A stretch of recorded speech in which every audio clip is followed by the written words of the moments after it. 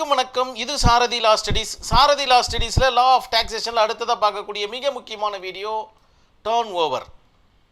மொத்த வருவாய் ஒரு நிதியாண்டில், அதாவது அசஸ்மெண்ட் இயர்னு சொல்லுவாங்க, அந்த மாதிரியான ஒரு ஆண்டில் ஒரு நிறுவனமோ அல்லது ஒரு கடையோ அல்லது வணிக நிறுவனமோ அல்லது ஒரு நபரோ ஈட்டக்கூடிய மொத்த வருவாய் பேர் தான் டர்ன் ஓவர்னு சொல்லுவாங்க.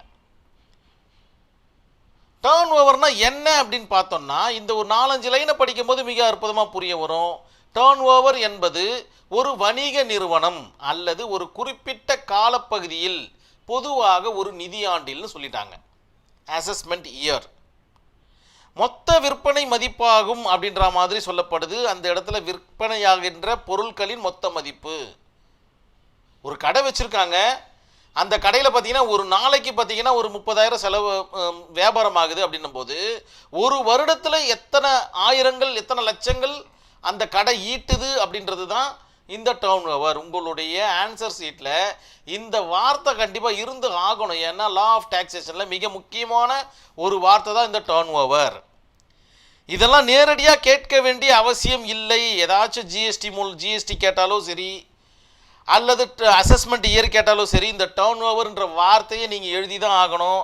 அது மட்டும் இல்லாமல் இந்த வார்த்தையை எழுதாமல் எக்ஸாம் ஹாலை விட்டு வெளில வராதிங்க.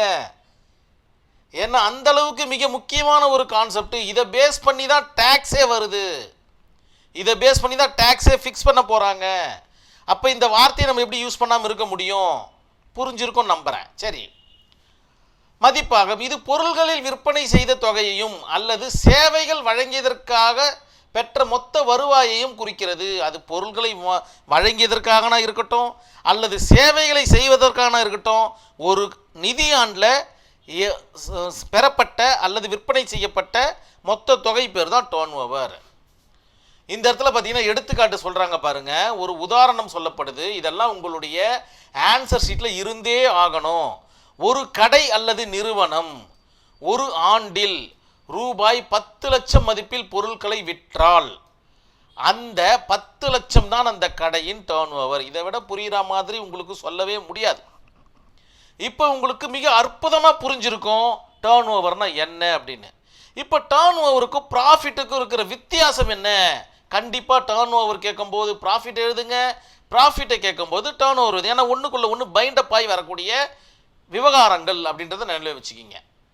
டர்ன் ஓவர்னால் நம்மளுக்கு என்னன்னு தெரிஞ்சு போச்சு, மொத்த விற்பனை மதிப்பு ஒரு நிதியாண்டில் அப்படின்ற மாதிரி தெரிஞ்சு போச்சு. இது என்ன? செலவுகளை கழித்த பின் மீதம் உள்ள தொகை. அதுதான் இந்த இடத்துல ஒரு இது கொடுக்கப்பட்டிருக்கு, அதை நம்ம பார்க்கலாம் இருங்க. விற்பனை தொகையை மட்டும் கணக்கில் கொள்ள வேண்டும். ஒரு நிதியாண்டில் விற்பனை செய்த தொகையை மட்டும் கணக்கில் வச்சுக்கிட்டிங்கன்னா உங்களுக்கு டர்ன் ஓவர் கிடைக்கும்.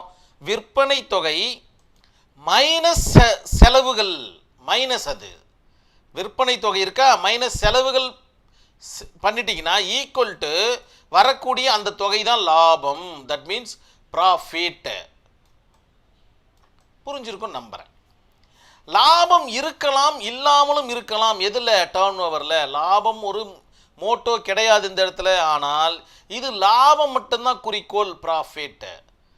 ஜிஎஸ்டி பதிவு பண்ணணுமா நீங்கள்? கண்டிப்பாக டர்ன் ஓவரை காமிச்சு தான் ஆகணும். இதன் அடிப்படையில் தான் உங்களுடைய ஜிஎஸ்டியோ டேக்ஸோ ஏதோ வாட் எவர் அது எல்லாமே நடைபெறும்.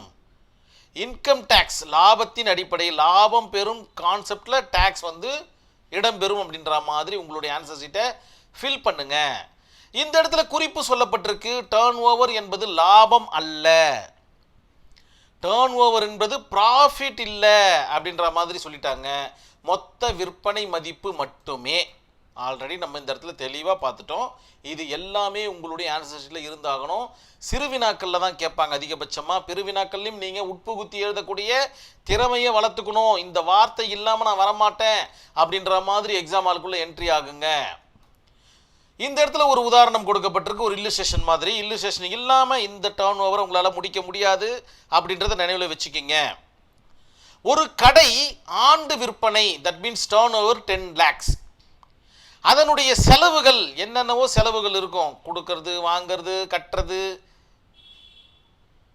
செலவுகள், இதெல்லாமே சேர்ந்த செலவுகள் பார்த்தீங்கன்னா 7 lakhs பார்த்தீங்கன்னா அந்த கடை செலவுகள் செய்கின்றன. மொத்த வருவாய் பார்த்தீங்கன்னா தட் மீன்ஸ் டர்ன் ஓவர் பார்த்தீங்கன்னா 10 லட்சத்தை ஈட்டுது.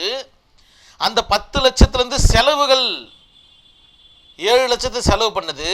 இப்போ ப்ராஃபிட்டை கண்டுபிடிக்கணும்னா மொத்த வருவாயையும் செலவையும் மைனஸ் பண்ணிட்டா நம்மளுக்கு ப்ராஃபிட் கிடைச்சிரும். இதுதான் இந்த இடத்துல சொல்லப்பட்டிருக்கு. மொத்த விற்பனை தொகை மைனஸ் செலவுகள் இந்த இடத்துல போட்டிருக்கு பாருங்க. Profit equal to 10 lakhs minus 7 lakhs equal to 3 lakhs. இங்கு 10 லட்சம் என்பது டேர்ன் ஓவர், 3 லட்சம் என்பது ப்ராஃபிட். எவ்வளோ அழகாக புரிஞ்சிச்சு பாருங்க உங்களுக்கு. இதுக்கப்புறம் உங்களால் இது மறக்கவே மறக்காது. இதுக்கப்புறமா உங்களுக்கு ஸ்ட்ரெயிட்டாக எக்ஸாம் ஆளுக்குள்ளே போக வேண்டியதான். கேட்குறாங்களோ கேட்கலையோ டேர்ன் ஓவர்ன்ற ஒரு வார்த்தையை உட்புகுத்தி எழுத போகிறீங்க. நீங்கள் மிக அற்புதமாக இந்த எக்ஸாம் எழுத போகிறீங்க. ஒரு கேஸ் ஸ்டடியை மட்டும் சொல்லிடுறேன். State of Madras versus NM Goyal and co அப்படின்ற ஒரு கேஸ் ஸ்டடி. என்னன்னு பார்த்தீங்கன்னா, இந்த கம்பெனி ஸ்டேட்டுக்கு ஒரு வேலை செஞ்சு கொடுக்குது கான்ட்ராக்ட் அடிப்படையில். அப்படி பார்க்க போனால் இவர் வந்து ஒரு கான்ட்ராக்டர் என்ற அடிப்படையில் பார்த்தீங்கன்னா ஸ்டேட்டுக்கு ஒரு வேலையை செஞ்சு கொடுக்க போகிறாரு. ஒப்பந்தத்தில் பார்த்தீங்கன்னா பயன்படுத்தப்பட்ட பொருள்கள், பல லட்ச பொருள்கள் பார்த்தீங்கன்னா அவர் உள்ளே இறக்குறாரு, அந்த சைட்டில் வந்து இறக்குறாரு. அந்த சைட்டில் இறக்கக்கூடிய பொருள்கள் எல்லாமே பார்த்தீங்கன்னா டேர்ன் ஓவராக கணக்கில் எடுத்துக்கொள்ள வேண்டும் அப்படின்ற மாதிரி இவர் எடுத்துக்கொள்ளலாமா அப்படின்ற மாதிரி ஒரு கேள்வி எழுப்புறாரு. ஆனரபிள் கோர்ட் என்ன ஜட்ஜ்மெண்ட் கொடுக்குறாங்கன்னு பார்த்தீங்கன்னா, விற்பனைக்குரிய பரிமாற்றம், அதாவது சேல் இருந்தால் மட்டுமே அதை டேர்ன் ஓவராக எடுத்துக்கொள்ள முடியும். வெறும் வேலை ஒப்பந்தம், அதாவது ஒர்க் கான்ட்ராக்ட் இருந்தால் அது டேர்ன் ஓவர் ஆகாது. ஸோ இந்த கான்செப்டின் பிரகாரம் என்எம் கோயல் அண்ட் கம்பெனி வந்து பார்த்திங்கன்னா அவர் கொண்டு வந்த அந்த பொருட்களை ஒரு டேர்ன் ஓவராக எடுத்துக்கொள்ள முடியாது அப்படின்ற மாதிரி ஒரு தீர்ப்பை கொடுத்துட்றாங்க இந்த ஜட்ஜ்மெண்ட்டில், இந்த கேஸ் ஸ்டடியில். மிக அற்புதமான ஒரு கேஸ் ஸ்டடி. இதெல்லாம் இல்லாமல் உங்களுடைய ஆன்சர் ஷீட்டை கொடுக்காதீங்க இன்விஜிலேட்டர்கிட்ட. 15 கேஸ் ஸ்டடி இல்லாமல் நான் எக்ஸாம் ஹாலை விட்டு வெளில வரமாட்டேன் அப்படின்னு எக்ஸாம் ஹாலுக்குள்ளே போங்க. Case study must. கண்டிப்பாக உங்களுக்கு புரிஞ்சிருக்கும் நம்பிக்கையில் நான் இந்த வீடியோவை கம்ப்ளீட் பண்ணிக்கிறேன். நன்றி, வணக்கம்.